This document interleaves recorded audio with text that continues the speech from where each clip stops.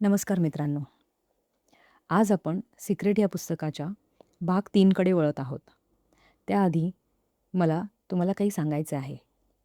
भाग 1 आणि भाग 2 याला तुम्ही दिलेल्या उत्स्फूर्त प्रतिसादाबद्दल मी तुमचे धन्यवाद व्यक्त करते.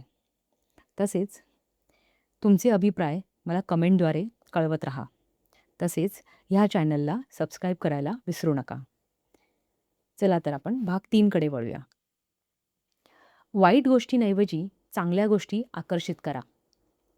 जॉन असराफ असं सांगतात की समस्या हीच आहे. बहुतेक लोक ज्यांना जे नको आहे त्याचाच विचार करत राहतात आणि मग त्यांना उगीचच आश्चर्य वाटत राहतं. त्यांच्या बाबतीत या वाईट गोष्टी पुन्हा पुन्हा का घडतात? लोकांना हव्या त्या गोष्टी न मिळण्याचं एकमेव कारण म्हणजे त्यांना जे हवं आहे त्याचा विचार करण्याऐवजी त्यांना जे नको आहे याचाच विचार अधिक करतात.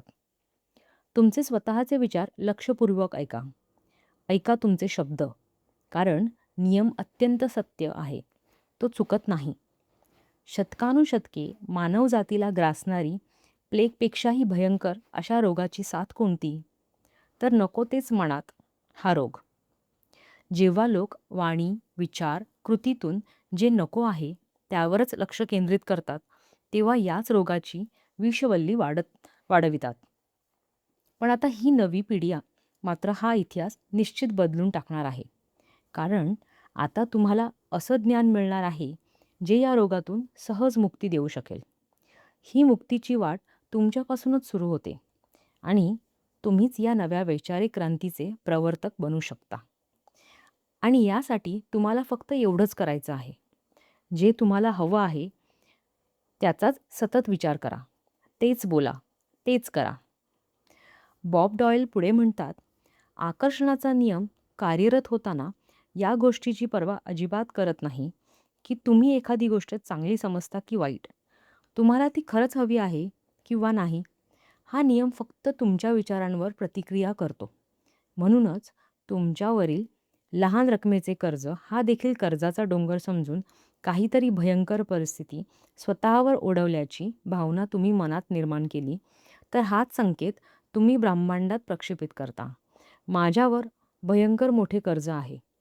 तुम्ही स्वतःला पुन्हा पुन्हा ठासून हेच सांगता. तुमच्या अस्तित्वाच्या प्रत्येक स्तरावर हीच गोष्ट अनुभवत राहता आणि मग हीच गोष्ट तुम्हाला अधिक प्रमाणात पुन्हा पुन्हा मिळत राहते. तुम्ही कर्जबाजारी बनत जाता. आकर्षणाचा नियम हा निसर्ग नियम आहे. तो व्यक्तिनिरपेक्ष आहे. तसंच एखादी गोष्ट चांगली की वाईट हे तो ठरवित नाही. तो तुमच्या विचारांना अस्तित्व देतो. तुमचेच विचार तुमचे जीवनानुभव बनवून तुमच्यासमोर साकारतो. तुम्ही विचार करता ती प्रत्येक गोष्ट तुम्हाला परत करतो. निसा निकोलस ह्या एक लेखिका आणि व्यक्तिगत सशक्तीकरण विशेषज्ञ आहेत. त्या म्हणतात की आकर्षणाचा नियम हा खरोखरच अत्यंत आज्ञाधारक आहे. जेव्हा तुम्ही इच्छित गोष्टींविषयी, हव्या असलेल्या गोष्टींविषयी विचार करता आणि निश्चयाने त्यावर लक्ष केंद्रित करता, तेव्हा आकर्षणाचा नियम तुम्हाला हवी असलेली ती गोष्ट नक्कीच देतो. पुन्हा पुन्हा. कधी तुम्ही अशा गोष्टींवर लक्ष केंद्रित करता ज्या तुम्हाला नको आहेत. उदाहरणार्थ, मला पोचायला उशीर नको होऊ देत. मला पोचायला उशीर नको होऊ देत. आकर्षणाचा नियम हे नाही ऐकतं की तुम्हाला ती गोष्ट होऊ नये असं वाटत आहे. या नियमानुसार तुम्ही ज्या गोष्टींविषयी विचार करता त्या अस्तित्वात येतात आणि मग याच गोष्टी तुम्हाला जीवनात पुन्हा पुन्हा दिसतात. आकर्षणाचा नियम हा इच्छा की अनिच्छा असा भेदभाव करत नाही. जेव्हा जेव्हा तुम्ही एखाद्या गोष्टीवर आपलं लक्ष केंद्रित करता, मग ती कोणतीही असो, या नियमानुसार त्या गोष्टीला तुम्ही आपल्या जीवनात अस्तित्व स्वरूप धारण करण्यासाठी जणू बोलवीत असता, आकर्षित करता. जेव्हा तुम्ही एखाद्या विशिष्ट इच्छित गोष्टीवर तुमचे विचार केंद्रित करता, संपूर्ण लक्ष स्थिर करता, त्या क्षणी विश्वातील सर्वश्रेष्ठ शक्तीकडे आपल्या इच्छित गोष्टींसाठी आव्हान करीत असता.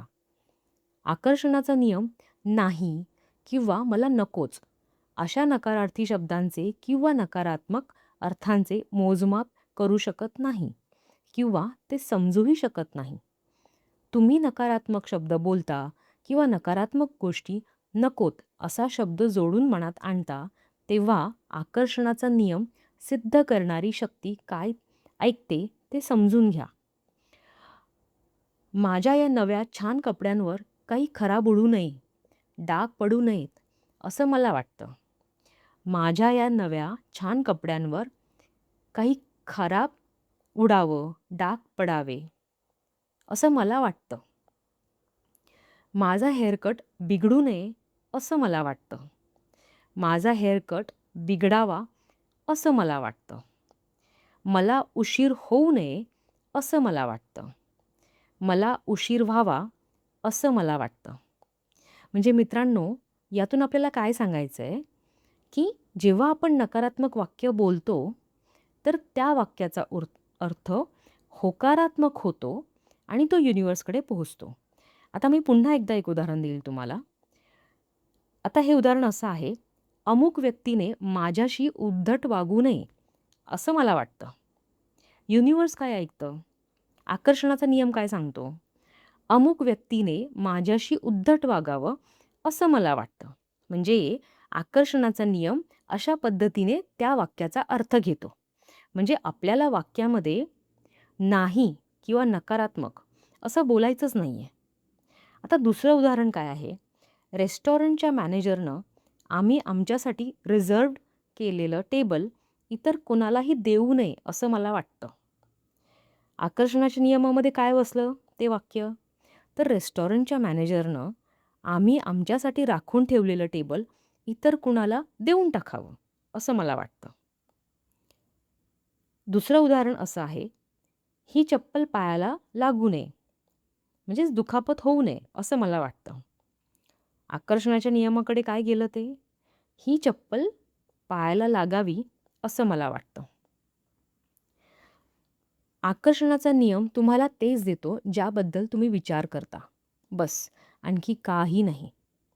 बॉब प्रॉक्टर पुढे म्हणतात, आकर्षणाचा नियम हा नेहमीच कार्यरत होत असतो. मग भले तुमचा या नियमावर विश्वास असो वा नसो, हा नियम तुम्हाला माहिती असो वा नसो. आकर्षणाचा नियम हा सृजनाचा नियम आहे.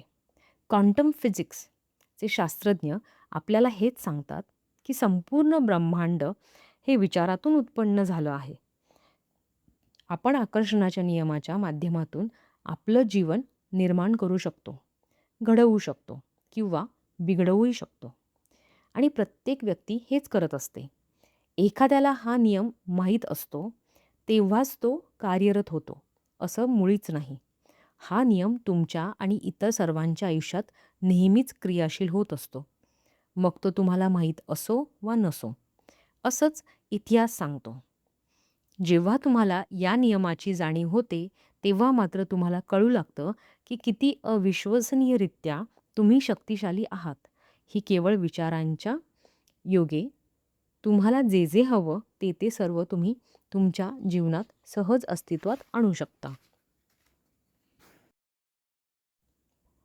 लिसा निकोलस पुढे म्हणतात, तुम्ही जेवढा विचार करता तेवढं आणि तितकंच काम आकर्षणाचा नियम करतो. जेव्हा जेव्हा तुमचे विचार प्रवाहित होतात, तेव्हा तेव्हा आकर्षणाच्या नियमाचं कार्य सुरू होतं. जेव्हा तुम्ही भूतकाळात रमता, तेव्हा हा नियम काम करत असतो आणि जेव्हा तुम्ही वर्तमान किंवा भविष्याविषयी विचार करता, तेव्हाही हा नियम कार्यरत असतो. ही एक निरंतर, सातत्याने सुरू राहणारी प्रक्रिया आहे. या प्रक्रियेचं स्टॉप बटन किंवा पॉज बटन अस्तित्वात नाही. तुमच्या विचारांप्रमाणेच हा नियमही सतत सक्रिय असतो. तुम्हाला या गोष्टीची जाणीव असो वा नसो, बहुतांशी वेळा आपण विचार करतच असतो. जेव्हा तुम्ही कोणाशी बोलता किंवा एखाद्याचं बोलणं ऐकता, तेव्हाही तुम्ही विचार करत असता. जेव्हा तुम्ही वर्तमानपत्र वाचत असता किंवा टीव्ही पाहत असता, तेव्हाही तुम्ही विचार करत असता. जेव्हा तुम्हा भूतकाळातील घटना आठविता, तेव्हाही तुम्ही विचार करत असता. जेव्हा भविष्यकाळाविषयी तुम्ही काही तुमच्या मनात येत असतं, तेव्हाही तुम्ही विचार करत असता.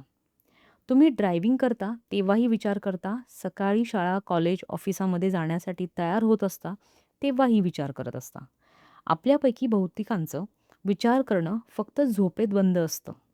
परंतु जे विचार झोपी जाताना शेवटी शेवटी मनात असतात, त्या विचारांवर हा आकर्षणाचा नियम आणि शक्ती कार्यरत असतेच. तेव्हा तुमचे झोपण्यापूर्वीचे विचार हे नेहमीच शुभ असू देत. मायकेल बर्नार्ड बेक्वेथ पुढे म्हणतात, "सृजन सतत होतच असतं. जेव्हा जेव्हा एखादी व्यक्ती विचारमग्न असते किंवा दीर्घकालीन योजना, दूरदृष्टीत काही विचार मनात घोळत असतो, तेव्हा सृजन प्रक्रियाच घडत असते. कारण या विचारांनाच बऱ्याच अंशी अस्तित्व येणारं असतं. तुम्ही आता जे विचार करता त्या विचारातून तुमचं भविष्य घडतं. तुमच्या विचारातूनच तुम्ही तुमचे जीवन घडविता आणि तुम्ही प्रत्येक क्षणी विचार करतच असल्यामुळे प्रत्येक क्षण हा तुमचं जीवन घडवणारच असतो. ज्या गोष्टीविषयी तुम्ही सतत विचार करता, खूप खूप विचार करता, तुमचे विचार ज्या गोष्टींवर केंद्रित होत राहतात, त्या त्या गोष्टी तुमच्या जीवनात दृश्य होऊ लागतात, अस्तित्वात येतात. इतर अनेक निसर्ग नियमांप्रमाणेच हा नियम देखील अत्यंत परिपूर्ण आहे.